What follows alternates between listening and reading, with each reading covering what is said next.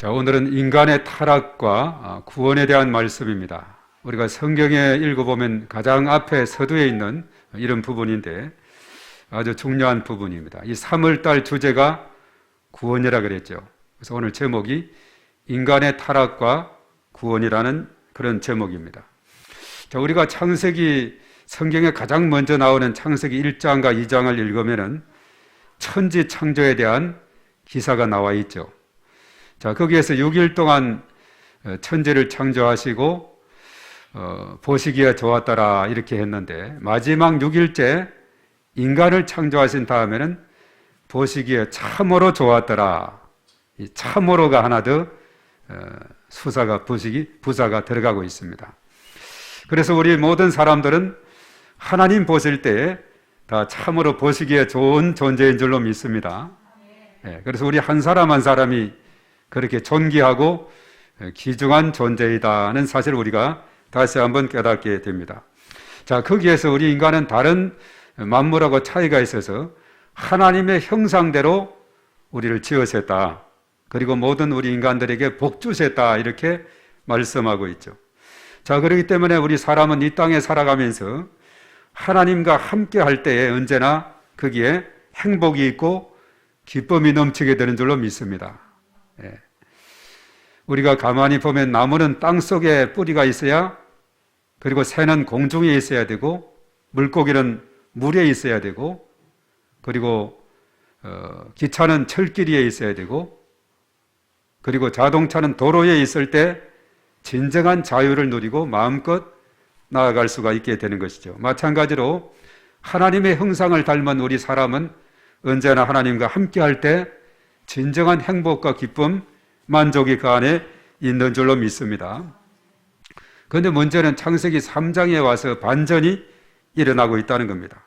하나님은 천지를 창조하시고 아름다운 에덴 동산을 지으셔서 아담과 하와가 그곳에서 행복하게 살아갈 수 있도록 해 주셨지만은, 그런데 아담과 하와는 하나님의 의도와는 달리 죄를 짓고 이제 하나님과 점점 멀어지는 이런 상황으로 가게 됐다는 겁니다. 그것은 동산에서 모든 자유를 주었지만은 동산에 있는 모든 나무 실과를 다 먹을 수 있도록 했는데 단 한 가지, 동산 중앙에 있는 선악을 알게 하는 나무 열매는 먹지 말라라고 명령을 했어요. 그러면서 덧붙이기를 창세기 2장 17절에 너희가 그 선악을 알게 하는 나무 열매를 먹는 날에는 반드시 죽으리라. 전에는 정령 죽으리라.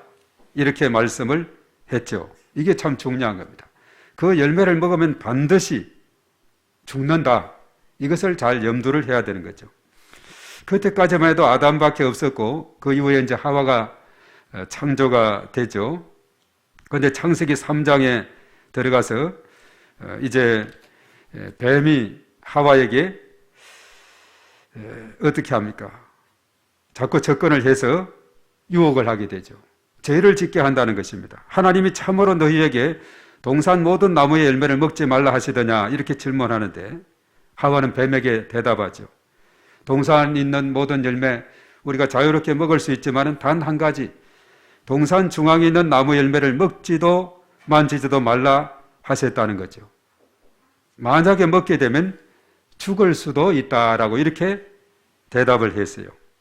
앞에서는 분명히 반드시 죽는다 했는데 죽을 수도 있다는 것은 죽을 수도 있지만 안 죽을 수도 있다는 아주 그 계명의 말씀에 대한 희미한 것을 드러내고 있는 것을 봅니다.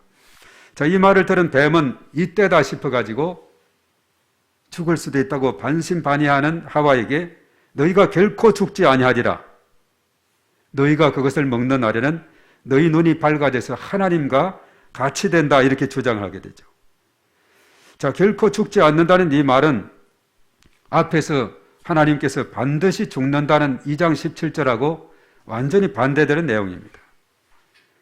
이처럼 사단은 하나님과 다른 이야기를 하면서 인간을 유혹하여 죄의 길로 가도록 인도하고자 음모를 꾸미고 있다는 거죠. 자, 오늘 6절부터 읽은 이 본문의 말씀에서 하와는 뱀의 유혹에 넘어가서 선악을 알게 하는 나무 열매를 먼저 먹게 돼요. 그리고 남편인 아담에게 주어서 아담도 그 열매를 먹었다는 것.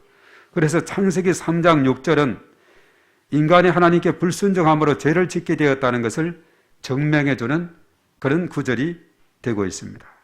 바로 이 땅에 그 잠잠한 그 에덴 동산에, 평화로운 에덴 동산에 이제는 죄가 들어옴으로 인해서 심각한 상황이 되고 말게 된 겁니다. 그래서 죄라고 하는 것은 여러 가지 측면에서 살펴볼 수 있는데, 죄라고 하는 것은 일반적으로 양심이나 도리에 벗어난 행위다, 잘못이나 허물로 인하여 벌을 받을 만한 일이다라고 일반적으로 이렇게 말합니다. 그런데 종교적인 의미로는 하라는 것은 하지 않고 하지 말라 하는 것은 하는 것, 불순종, 이것이 죄라고 설명했고, 더 세부적으로 기독교적인 의미로서는 관역을 벗어나다, 이런 뜻인데, 하나님께서 정해놓으신 의로운 길을 벗어나 가지 말아야 할 길을 가는 것, 계명을 거역하고 그 명령을 따르지 아니하는 인간의 행위다. 이것도 구체적으로 말하면 불순종이죠. 하나님 말씀에 불순종. 그래서 이 죄라고 하는 것은 기독교적인 의미에서는 구약 성경에서는 불순종이 지배적이고, 신약 성경은 예수님 믿지 않는 것이 죄다, 이렇게 말하고 있어요. 그래서 우리가 전도를 하다 보면 나는 뭐 특별히 죄 지은 거 없고 착하게 살려고 노력하고 남 해치지 않았고 나는 이 정도면 천국 가지 않느냐, 이렇게 착각하는 사람이 있는데, 가장 중요한 것은 예수님 믿지 않는 것이 죄다, 이렇게 성경은 우리에게 가르쳐주고 있고, 불순종하는 이것이 죄다라고 말하고 있죠. 그래서 세상 사람들이 생각하는 그 개념은 오해를 하고 있다는 것을 우리가 깨닫게 됩니다. 그래서 죄는 불순종이요 예수님 믿지 않는 것이다, 이것을 잘 우리가 이해를 할 때에 예수님께로 나올 수밖에 없고 나와서 믿을 수밖에 없는 것을 우리가 생각하게 되죠. 그래서 이 죄의 결과는 어떻게 되느냐? 형벌과 사망이라 그랬어요. 아담과 하와가 죄를 지음으로 하나님과의 관계가 완전히 단절하게 됐다. 그래서 나중에 보면 에덴에서 추방을 당하는 이런 모습을 봅니다. 실낙원이 되죠. 그 낙원에서 이제 완전히 떨어져 나가고 그것을 잃어버리는 겁니다. 그리고 이 땅의 죄의 결과로 자연재해가 오게 되고, 또 육신의 아픔과 고통이 따르게 되고, 영과 육은 죽음을 맞게 된다라고 이제 창세기 3장 후반절에 언급하고 있어요. 그래서 창세기 3장은 인간이 타락하게 된 배경, 다른 말로 말하면 아담과 하와가 뱀의 유혹에 넘어간 이유에 대해서 자세하게 기록을 하고 있죠. 뱀은 유혹했고, 단적으로 말해서 인간은 하나님처럼 되고자 하는 교만 때문에 바로 하나님 말씀에 불순종하고 죄를 짓게 됐다는 겁니다. 그래서 죄의 결과인 형벌과 사망에 대해서 쭉 기록하고 있어요.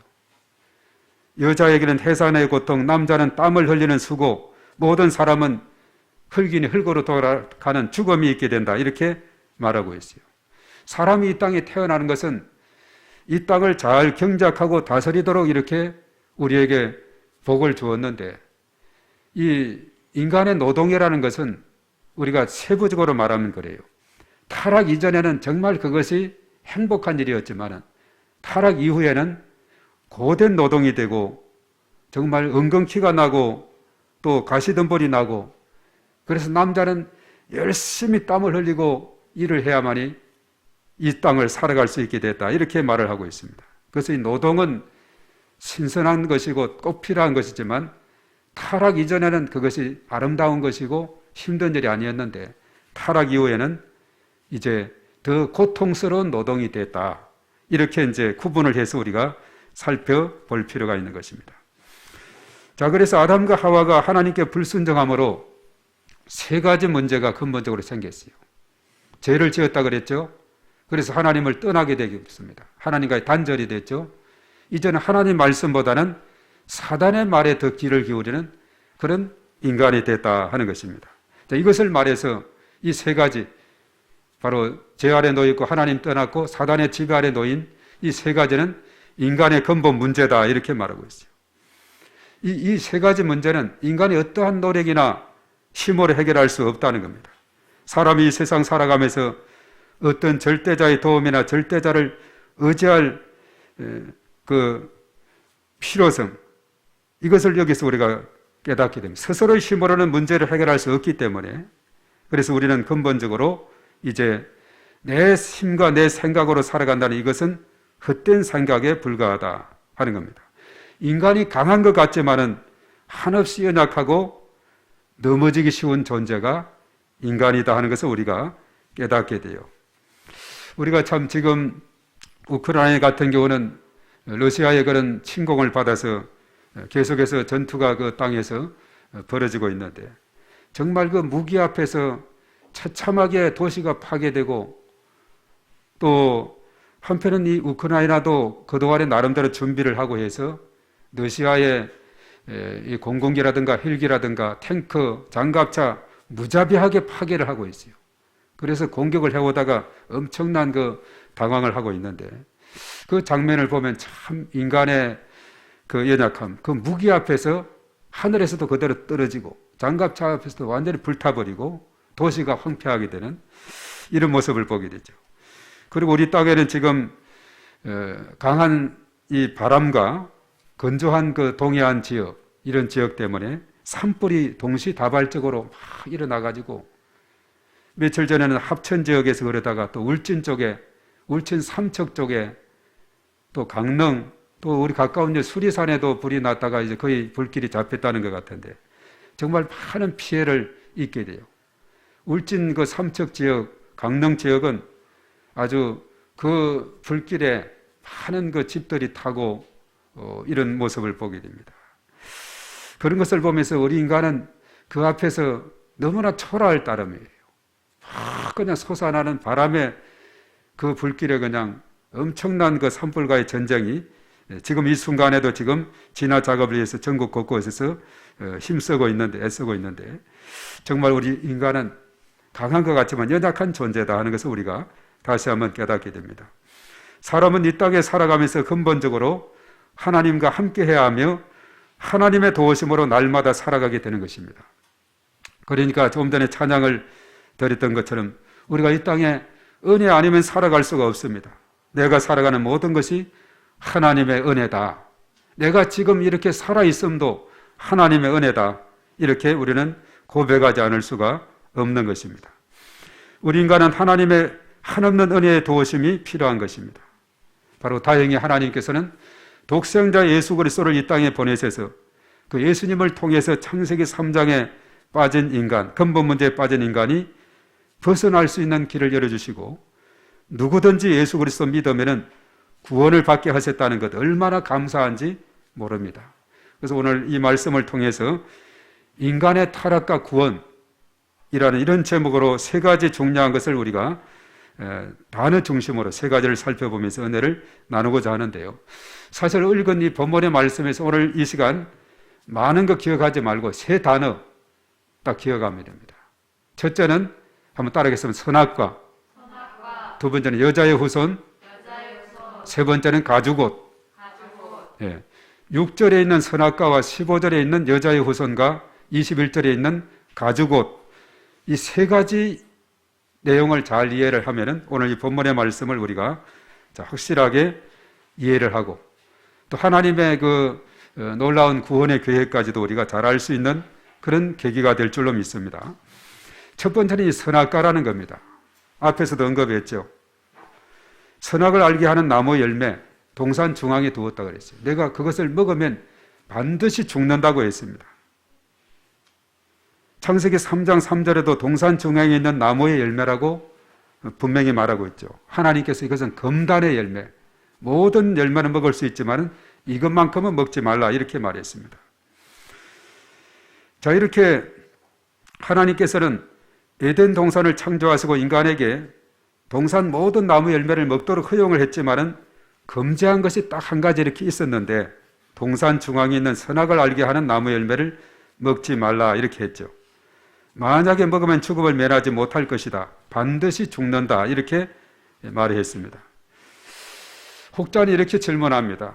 하나님은 모든 자유를 허용하시지 왜 선악과 열매를 만들어서 금지시키고 사람들에게 죄를 짓게 하셨을까? 궁금해하는 그런 분들도 있어요. 그런데 하나님께서 선악과 나무를 만드시고 금지하신 이유가 있습니다. 모든 자유를 허용하지만은 단 한 가지 이것을 동산 중앙에 있는 선악을 알게 하는 나무 열매를 금지한 것, 이것은 하나님은 분명한 의도가 있습니다. 모든 자유를 주었지만은 그럼에도 불구하고 동산 중앙의 선악 열매를 금지시킨 것은 그래도 이 동산의 주인은 하나님이라는 것을 나타내고자 했어요. 너희들이 에덴 동산에서 자유롭게 살지만은 자유를 방종하지 말고 오직 하나님께서 동산의 주인이심을 기억하고 자신들의 처지에 맞게 욕심부리지 말고 교만하지도 말고 겸손하게 하나님의 뜻에 순종하면서 살아야 한다는 메시지가 그 선악과 나무를 통해서 주어지게 됐다는 사실입니다.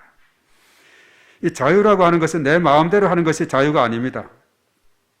주어진 규칙과 법규 아래서 자유가 있습니다. 다른 사람의 자유도 생각하고 공동체 전체를 생각하면서 나의 자유를 누려야 하는 것입니다. 우리 이 땅에 살아가는 삶은 내 마음대로 내 자유롭게 한다 해서 되는 것이 아니에요. 다른 사람들에게 그것을 피해를 주게 되면 안 되죠. 이번 강릉 산불 같은 경우는 옥계에서 어떤 산불 그 범인이 잡혔지 않습니까? 60대 자기 집을 불사르게 되고 이것저것 다니면서 또 불을 놓는 것을 보고 신고가 들어와서 잡았다 그러는데, 바로 그의 모친 80대 되는 모친은 피신을 하다 넘어져서 돌아갔다 그래요.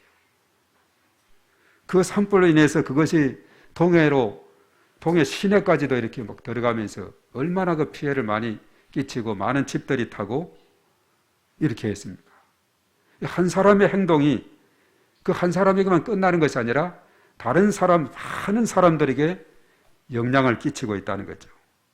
그래서 자유라고 하는 것은 내 마음대로 내가 불 지르고 싶다 해서 지르고 이것이 아니에요. 우리가 주어진 규칙과 법규 아래서 있어야 되고 공동체 전체를 생각해야 된다는 것을 우리가 생각해야 되는 거죠.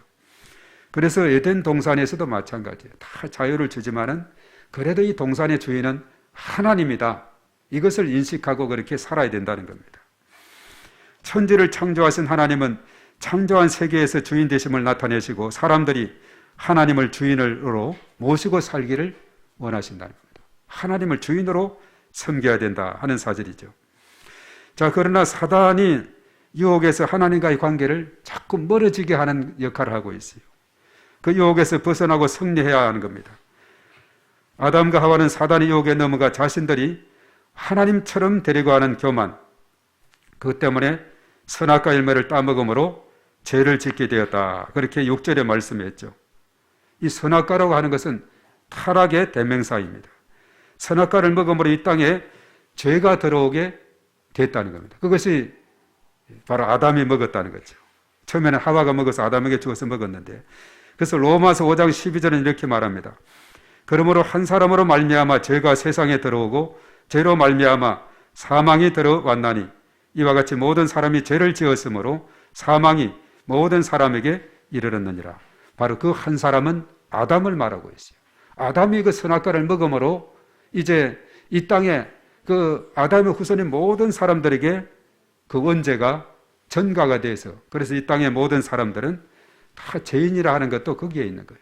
나는 죄를 짓지 않았다 하지만은 죄는 원죄와 자범죄를 이렇게 나누는데, 원죄는 아담 때부터 있었던 그 죄가 계속 내려오는 것이고, 자범죄는 이 땅에 살아가면서 짓는 크고 작은 죄를 말하고 있는데, 그래서 이 땅의 모든 사람들은 죄로부터 자유로울 수 없습니다. 의인은 없나니 하나도 없다 그랬고, 모든 사람이 죄를 지었다고 로마서 3장에 또 6장에 언급을 하고 있죠. 그래서 한 사람 아담 죄를 이 땅에 가져와서 그 죄로 말미암아 사망이 왔다라고 로마서 5장 12절에 말씀하게 된 겁니다. 그래서 이 선악과를 하는 그 의미가 참 중요한 거죠. 모든 자유가 있지만은 그러나 진정한 주인은 하나님이다. 이것을 내세웠는데 그것을 뱀의 유혹에 넘어가서 바로 범하고 말았다는 사실, 이것을 말하고 있어요. 그래서 이 땅에 죄가 들어와서 이제는 심각한 상황이 됐고, 인간 스스로는 어떻게 해서 거기에서 벗어날 수 없게 되었을 때 다행히 하나님께서는 우리에게 희망의 빛을 비추어 주셨습니다. 그것이 오늘 15절에 나오는 여자의 후손, 다른 말로는 예수 그리스도이라는 사실입니다.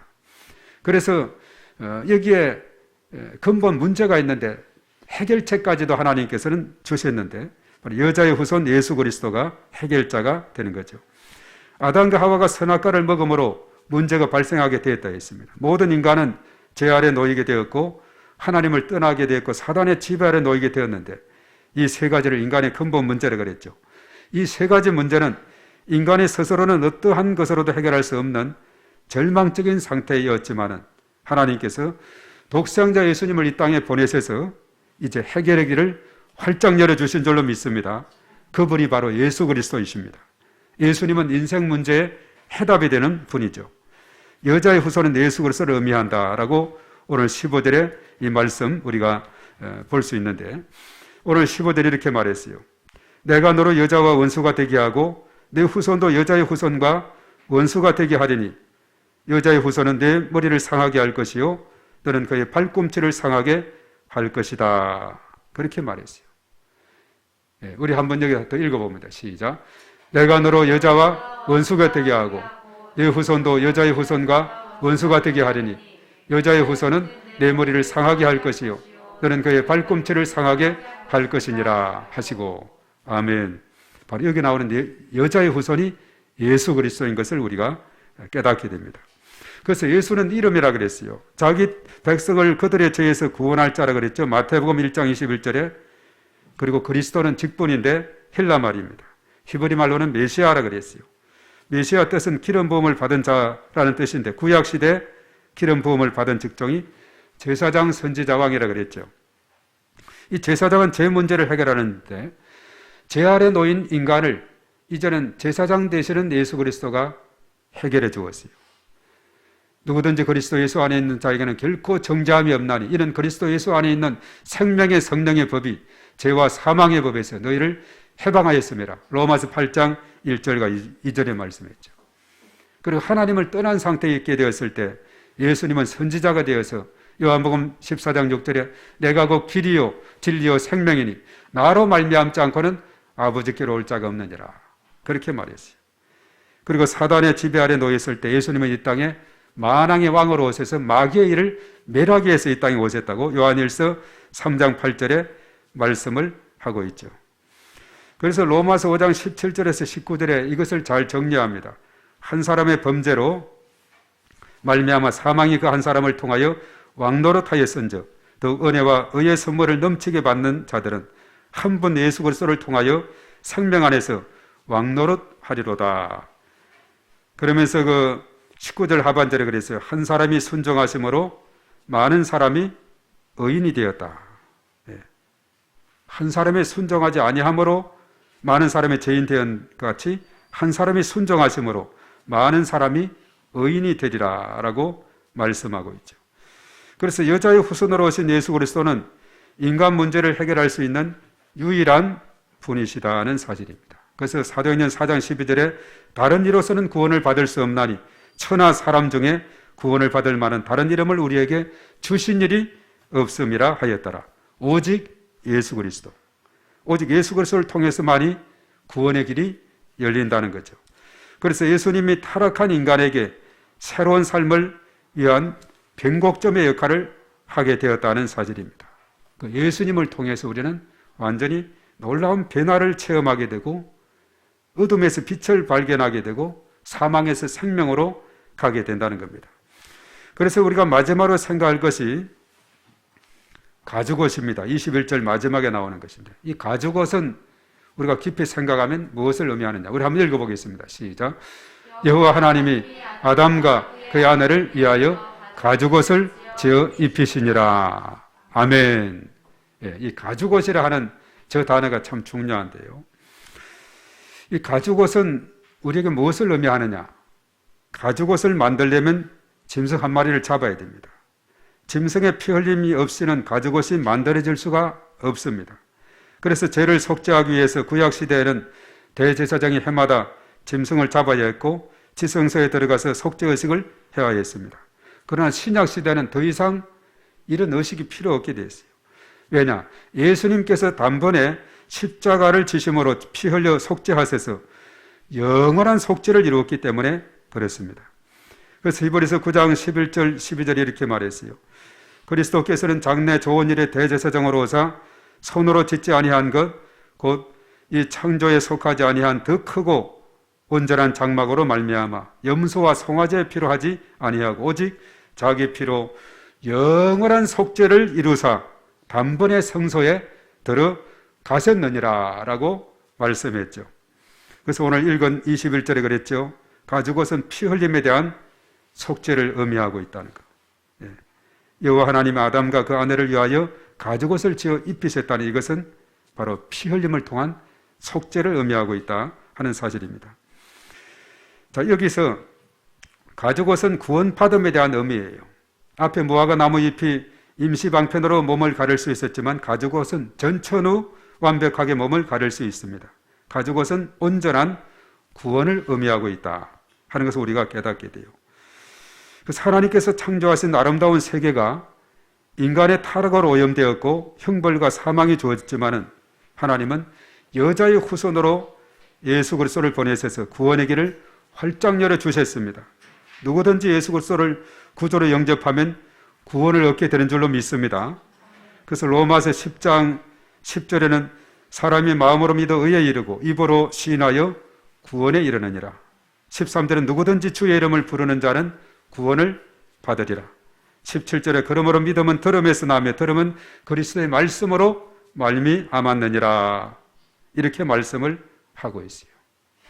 그래서 우리 인간은 죄로 말미암아 하나님과 단절이 되었지만은 여자의 후손으로서는 예수 그리스도, 바로 가죽옷을 상징하는 피, 십자가 보혈이 우리를 구원의 길로 활짝 열어 주셨다는 거예요. 우리가 그림 하나 있는데 한번 그림을 보면서 우리가 살펴보도록 하겠습니다.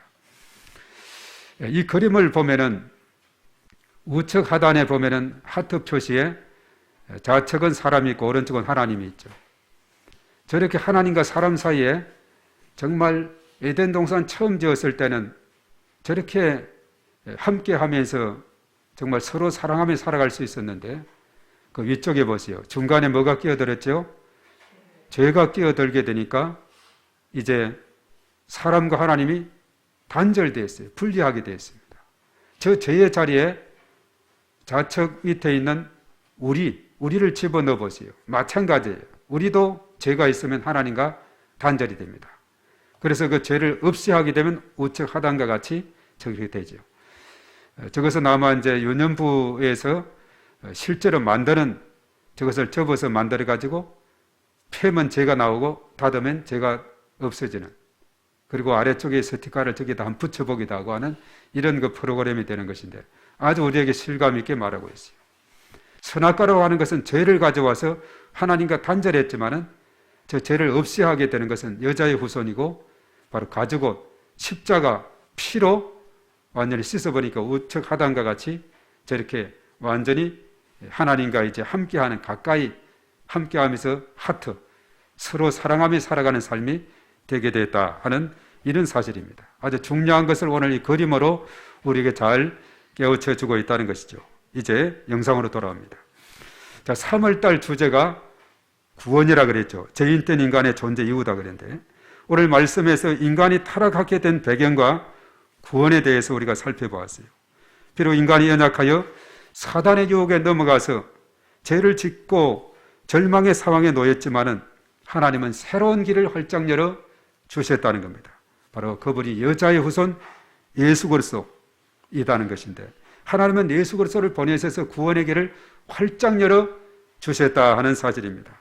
그리고 그 십자가 보혈을 우리가 의지하게 될 때 믿는 자는 구원을 얻게 됨을 감사하면서 날마다 그 은혜 아래에서 살아가는 저와 여러분들이 되어야 될 줄로 믿습니다. 그래서 하나님께서 우리에게 계획하시고 또 은혜 베푸시기를 원하시는 그 놀라운 축복이 저와 여러분들에게 넘치시기를 주의 이름으로 축복합니다.